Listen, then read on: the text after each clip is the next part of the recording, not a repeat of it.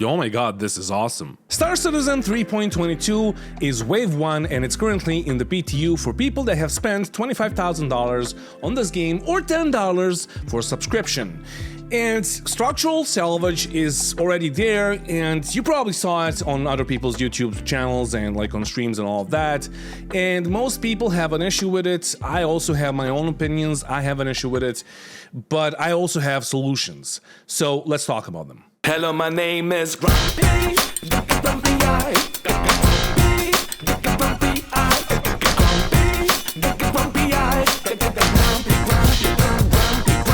Since the PTU dropped, everyone and their mothers have been testing out the new salvage mechanics, and there's a lot of different opinions. As far as I can tell, the general consensus is that since it's not that complex and there are no gameplay mechanics tied to it, it is simply not fun to do because it's simply not engaging enough for the player. And I agree with the majority of the player base. This is just underwhelming. I did not expect much, but somehow I'm still disappointed. Especially if you consider how many years it took them to make this. And how many times during the years did they tell us that the Reclaimer Claw is supposed to do something completely different. And now it's just basically a beam. I mean, it's not even a claw, it's a straw. On top of that, you will earn ludicrous amounts of money for not doing anything for 20 seconds. Matter of fact is, CAG has claimed that structural salvage or hull munching mechanics will be more profitable than hull scraping, and that we could see hull munching as the cake and the hull scraping as the icing on the top. Now, I didn't want to release a video immediately because I didn't want to just shit on it. Instead, I wanted to offer a solution, and I actually have a couple of them.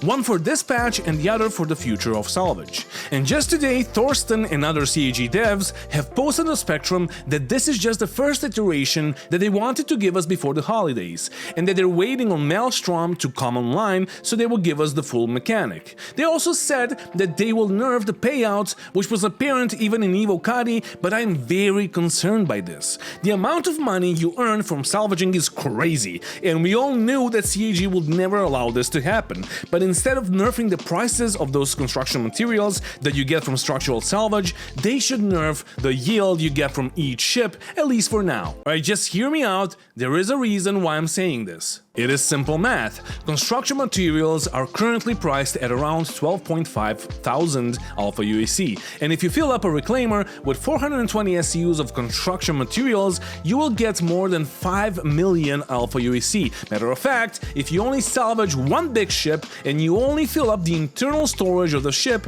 and immediately jump back to sell the goods, you will get around 4.5 million Alpha UAC. And yeah, we have internal storage in our dispensers now, which is a great solution for the problem that we had with the Vulture and the Reclaimer. So good job, CAG. Look at it, internal storage 360 SCUs, dude. Both of these? Yep. You can shoot out like 16 SCU crates. That's actually really cool. But 4.5 million Alpha UAC is simply too much for the amount of time that you have spent salvaging. On top of that, all it takes you to earn that much money is to click on a salvageable ship and wait for 10 to 20 seconds. It's just bonkers. But on the other hand, if you manage to fill your Vulture up with construction materials, you will get a drastically lower amount of money. If you manage to stick 24 SUs into the Vulture, you will only get around 300,000 Alpha UAC. And that is why I'm saying that they shouldn't nerf the prices of the construction materials. The Vulture is already in a bad spot compared to the money earning potential of a Prospector, and nerfing the prices of the goods will affect the Vulture much more than the Reclaimer. And I have a friend that I tested this out with, and he said that the Reclaimer is a capital sized ship and that it should earn a lot of money, and I would have to agree. But the time and the effort that is put into structural salvage versus the income you get from it simply doesn't make sense right now. So for now, the only thing that makes sense is to lower the yield on the larger ships, so the Reclaimer owners could earn 1 million per ship instead of 4 million that we earn right now, and they would need to do a couple of missions so they could fill their ships up. The other thing that they could do is to make it so only the salvage yards buy the construction materials, and since those are PvP hotspots already, it would just make make the whole loop much more interesting,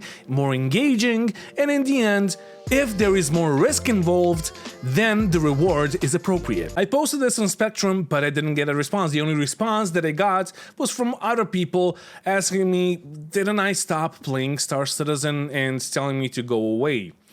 But for the CAG devs that are watching, please do not kill the vulture.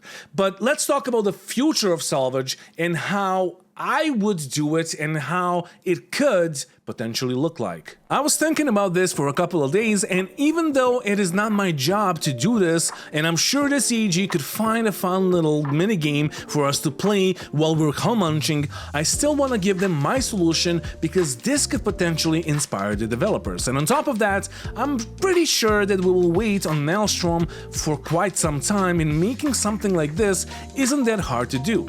And my idea would be to make it into something that hasn't been done before in gaming. As far as I know, at least. Being a musician, a sound engineer, and a music producer, the first thing that comes to mind is to use sound to fracture ships. And now you're probably typing, well, Grumpy, there is no sound in space. But this is a sci-fi game, and just like the wind being able to bring down a bridge, there are other ways to make objects vibrate. As an example, during one of the protests in Serbia, we had a massive amount of people walking over a bridge. That bridge has been there for half a century, and it could hold weights much higher than all the people combined that were on it at that point. But our footsteps made the bridge vibrate that much that it started swinging, and it was very noticeable. And we all had to stop and go over in smaller groups so it wouldn't collapse. By the way, fun, well, not so fun for me, but I guess a fun and completely unrelated fact is that the clips that you just saw were from my music video that I made for my song that was called Ljuljali smo mostove in Serbian, or in English it would be like we made the bridges swing.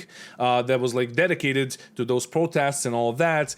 And yeah, it got hacked. I got hacked. My account got hacked, and it got taken down just as it was like closing to like 100,000 views. And yeah, fun. Anyway, and you all probably seen articles on how a black hole sounds, or how certain objects in space are emitting sound throughout space. Matter of fact is, the frequencies that the scientists got from those objects are very different to what we see or hear. They are either emitting waves that are outside of the audible spectrum of ours, or they're emitting energy outside of the spectrum of light that is visible to the naked eye. So basically what they do is they convert that recording into sound, or they get it into the spectrum of visible light so we could all enjoy and admire how beautiful the nature is. So basically I'm just using sound as a starting point because we can all understand it.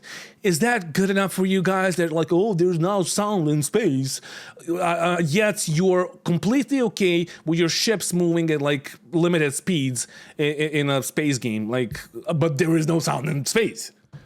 Jesus. Now that I said this, we can talk about my ideas on how this all should work. You've probably seen opera singers exploding glasses with their voices, or you may have seen people on YouTube trying to do the same thing and not expecting it to happen.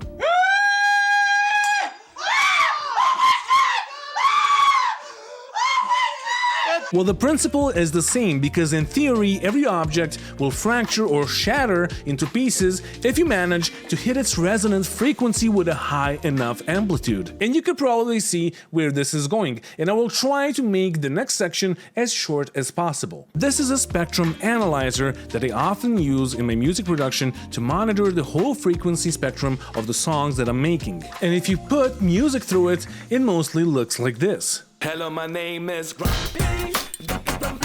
And there are a lot of things that are happening in a song, but this is not something that could break a wine glass. If we want to do that, we will need to focus on the resonant frequency of said glass, and that is mostly done by focusing on a single tone. And what you're seeing right now is a single tone from a tone generator that is being fed into the same analyzer. This right here is the fundamental frequency, and these right here are the harmonic overtones of the same frequency. But we will talk about them in a bit. And yes, this is still a Star Citizen video. If you didn't fall asleep, then great, because we're getting to the meaty part. Since I'm not a great UI or UX designer, I did this part the best I could. The gameplay mechanic that I'm proposing is to make the player match the resonant frequency of the salvageable ship, which will mean that we will need to have at least 2 frequencies shown on the screen. So for the explanation purposes, the resonant frequency of the salvageable ship that the player needs to match is going to be red colored, and the frequency that the player is emitting from his ship is shown in green. And the player would need to slowly turn the frequency of the emitter up to match the resonant frequency of the salvageable ship. And once the frequency your ship is emitting matches the resonant frequency, you should press the fire button to fire out a shockwave that will fracture the ship. And now you might be saying, well, yeah, that's cool, but it's too simple, like there's no complexity to it, there is no risk, but there is more. If the player does not match the resonant frequency and he still sends out a shockwave, it would make the ship in front of you explode, which would in the end damage your ship, just like what happens in mining if you overcharge the rock that you're trying to fracture. And now you can see that it's easy enough, but you will still need to have some skill because there is some risk involved. But it is still not complex enough, so now we can introduce the saturation potentiometer. And in simple terms, saturation is what will produce the harmonics. So in essence, after matching the fundamental resonant frequency of the salvageable ship, we would need to match the harmonic overtones of the resonant frequency. Unfortunately, the program that I'm using for video editing does not let me open 2 plugins at the same time, so I can't really record this the way I want to. But you can see on the screen how harmonics work and how saturation knob works, so you can just imagine it. But it doesn't need to end there. Since we have different sized ships in this game, we could add more than a single resonant frequency to bigger ships. So we could say that the small ships only have a single resonant frequency and that they are the easiest ones to fracture. But bigger ships like the Constellation series, the MSR or the Corsair would have 2 resonant frequencies that we would need to match. And then in the end, subcapital and capital ships would have 3 resonant frequencies and only the Reclaimer could fracture them because only that ship has 3 frequency generators, while the Vulture only has 2. But this whole mechanic will still make it possible for a pack of Vultures to fracture the biggest ships. But with capital ships, you will need to fracture them a couple of times so you can munch the whole thing. Or we could just go down the Space Engineers route, where the salvage ships have big old grinders that would make big ass holes in the ships and munch them in that way. Or they could give the Reclaimer the claw that it's supposed to have so it could grab stuff and toss it in the back into the grinder pit so the grinder pit would do its thing. Whatever it is, what we have right now needs to change because it's not engaging in any way. And even if it gets nerfed to the ground, it is still low effort game design. And that is not why we backed this game. But that is it for today, guys. Thank you for watching, and sorry about the lectures on like audio stuff and sound design and frequencies and all of that, but I hope that I made you understand how everything could work. Potentially we have something like that with the mining gadgets already in the game, but it's not really the same thing. But anyway, thank you for watching. Leave a like, subscribe, and thank you to all my patrons that are supporting me. If you want to support me, there's a join button down there, there's a Patreon link in the description of the video, and all of that good stuff. You know how it works. It's YouTube, it's just how it is. But yeah, thank you for watching, and don't forget to bring a towel when you're traveling through space, and mwah, bye.